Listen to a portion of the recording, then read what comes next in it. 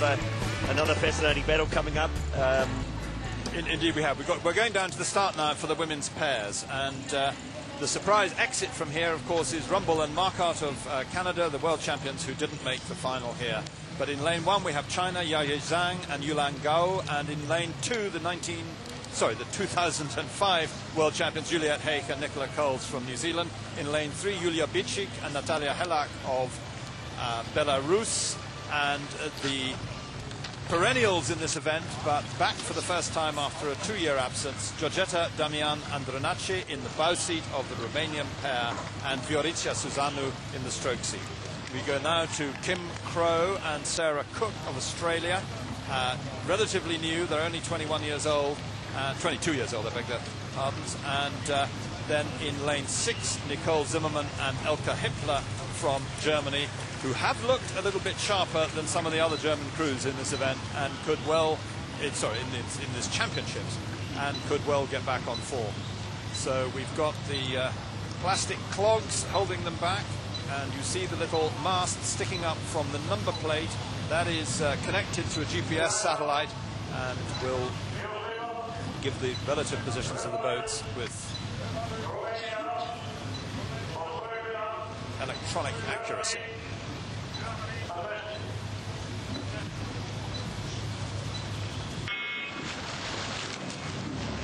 As ever with the clogs, a good clean start there, and we will look immediately. Well, we've been taken to the Olympic champions. Who else? We can't let the camera rest on anybody else. Viorica Suzanu there in the stroke seat, but they're showing relatively slow, and it looked like Australia off the start there. Very good start from Australia. They really shot out, and Germany's gone with them as well. These two just a little edge. Romania dropping back early. That's a little bit of a surprise. I think Juliette Haig and Nikki Coles will be pretty happy with that start. They're not a crew that really takes it to the field at the start, but they're one that can come very strongly at the other end. But boy, this Australian and German crew have both started very, very well, Hugh. They certainly have, but I think we saw a little bit of this from the Australians actually in their semi-final. I think they took the race by the scruff of the neck. It's their style, and I would say, as you mentioned, Juliette Haig and Nicola Coles over there on the far side for New Zealand, they don't tend to start fast. In fact, none of the New Zealand crews really blast out of the blocks. We saw Mahed Drysdale perfectly content to sit in second place until he got into the second half of the race. Second and third place, in fact, until he got into the last half of the race, and then he turned on the power. And they seem to have that style right through the squad. Very much. It's a 2,000-metre race, and it's not over until you get to that point. And often it's the younger crews, the less experienced crews, feel the need to really push out very strongly at the start. And this young Australian crew is doing that right now, looking pretty good, actually. Nice, long stroke, even movement of the handle. It's not getting too blade getting too deep in the water, and they have done the first quarter very well. Big lead. They're good athletes, these two. Kim Crow is a former 400-metre hurdler who broke her foot or hurt her foot in some way that hurdling was out, so someone put her in a rowing boat, and hey presto, it's only a couple of years ago. She started in June 05, and in August 07 she's out there in the front of a World Championship final. And gee, that really is quite a lead now that they've got open water now on Germany. And in fact, it's the Belarusians there in the middle of the course in the green. They're sitting in that third spot, but New Zealand and Romania just tucked in beside them.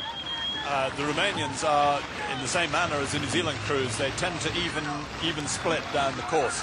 What we mean by that, it's a slightly technical term, even split. The course is divided into 4 500-metre quarters, and those are the even splitters are the crews that try to do the same time in each of those quarters, instead of the more normal pattern, which is a fast first quarter and then a fast final quarter with a steadier middle 2 quarters. And the same as in the single sculls, these boats can change position quite quickly. These are I guess the second slowest of the Olympic class boats, and crews can make up quite a bit of distance, particularly the leading crew. And we've got Germany currently in second place, sitting here quite comfortably. Leading Australians, though, they're going to be worried that they've done too much too soon. I hope they're not worried about that. I hope they think this is going great and they keep going the whole way. But we've got a bit of camera time there for the German crew. They've, as a squad, the German squad has not been performing as well across the board over the last 2 or 3 years, and the home water advantage seems to have turned into a home water disadvantage on this course, because it's really not looked good for very many of their crews.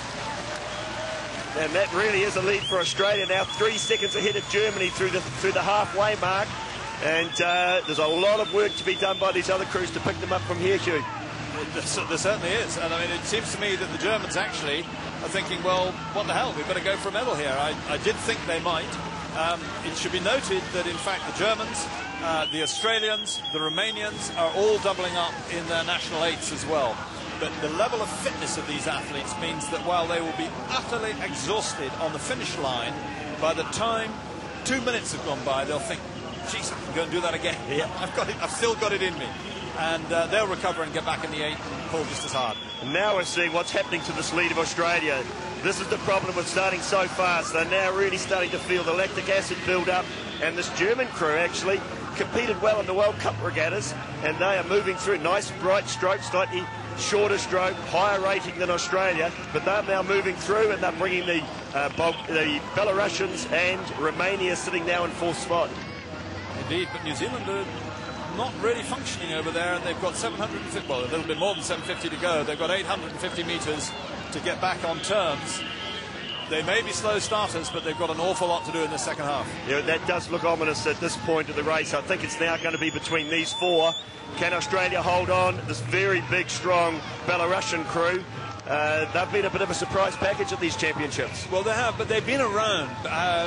Julia Bicik and Natalia Helak, I've seen them on the circuit, but they've always been fourth at best, seventh, eighth in there. They've not been medalists with the kind of regularity that you expect of a good crew, but they're in bronze medal position at the moment. So we have Australia through first, and you better hear a little bit of support for them in the stands here, with Germany in second place, 0.5 of a second behind. They'll think they've got a chance for gold, and we've got Belarus in third place at the moment, with Romania looking the most threatening to come through and take a medal from one of those three.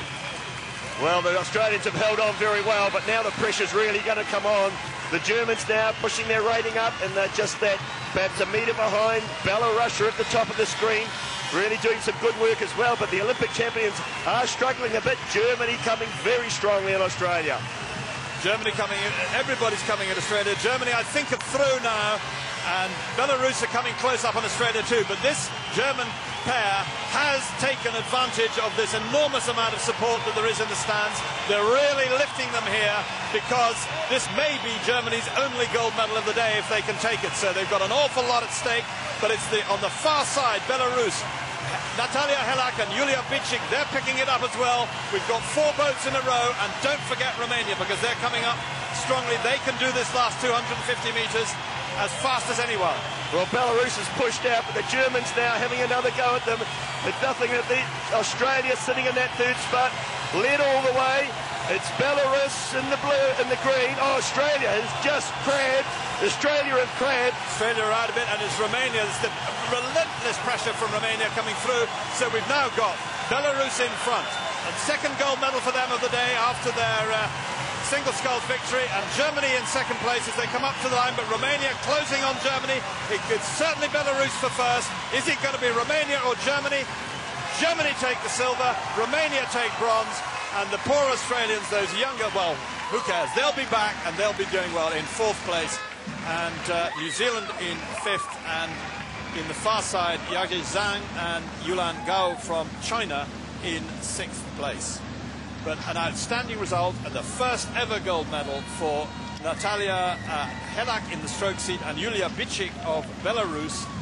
They've been on the circuit for some time. Well, Bicik's relatively young, she's only 23, 24, but Natalia Helak is 30.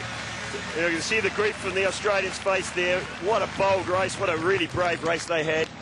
Little mistake, opened the door for these others.